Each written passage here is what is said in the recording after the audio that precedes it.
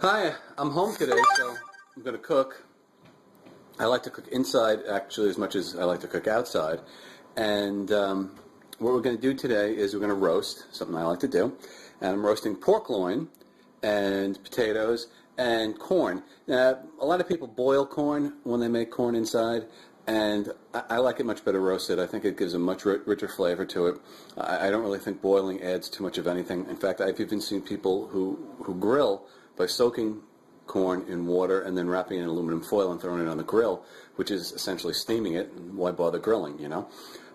When I do corn on the grill, corn on the cob, I like to take the husks and tie them back, and it makes kind of like a little handle, and roast them like that, and I baste them in olive oil and butter and a little bit of salt. It comes out really nice because the sugars inside the corn caramelize with the roasting, and that'll still happen inside the oven. All right, so what I'm using here is, I'm actually using a commercially prepared rub, and it's from Stubbs. All right, and it's a rosemary ginger rub. A lot of people have issues about using commercially prepared rubs. You can always make it better at home yourself. Absolutely. The thing is, the quantity of the rub that you make has to be the cumulative size of all the smallest of the jars of the ingredients, right? Because what are you going to do with it? You have to mix it all together. I couldn't get all this stuff and make that small a quantity. And quite frankly, it's not bad quality, so not too bad to use. And I always add some things anyway. All right, so we've got that set out, and we've got some rub on there, and we've got some olive oil on there in the aluminum foil. Okay, and we've got our potatoes. What we're going to do is we're going to toss them in the bowl with a little bit of olive oil and a little bit of salt. That's it. All right, and pierce some holes in them, and they're going to get roasted too. And we're going to clean up the corn, and that's going to go in the oven as well. All right, so we've got the oven set to 225. We don't want to do anything too hot, right? We don't want to really scald everything and destroy it. So we're going to let it cook kind of slow. Okay, here are our potatoes, and we've got them in this bowl, that stainless steel bowl that I like a lot. And I'm going to pour in some olive oil and just kind of toss them around a little bit and let them get coated. And then we're going to put them in a flat pan and put some salt on them. And you put a few holes in these guys before you start cooking them. And the reason for that is that as they get hot, the water inside becomes steam and wants to kind of burst out.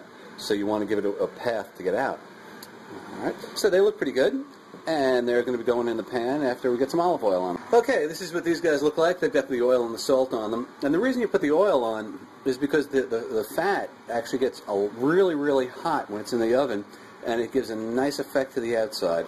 It kind of crisps it a little bit because it gets hotter than the actual heat of the oven.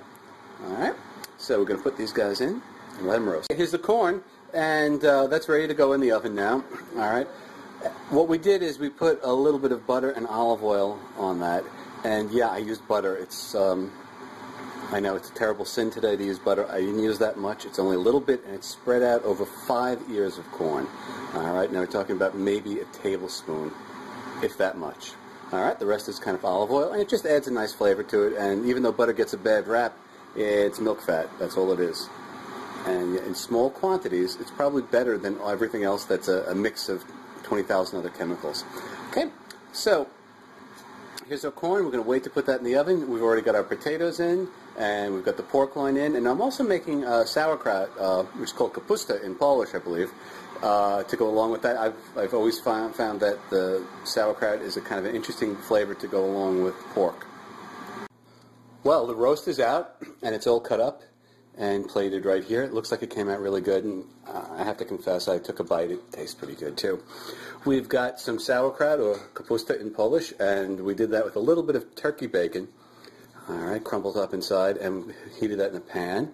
We've got the roast corn, and we've got the potatoes, and everything looks pretty good. So I think the only thing we have left to do is eat it.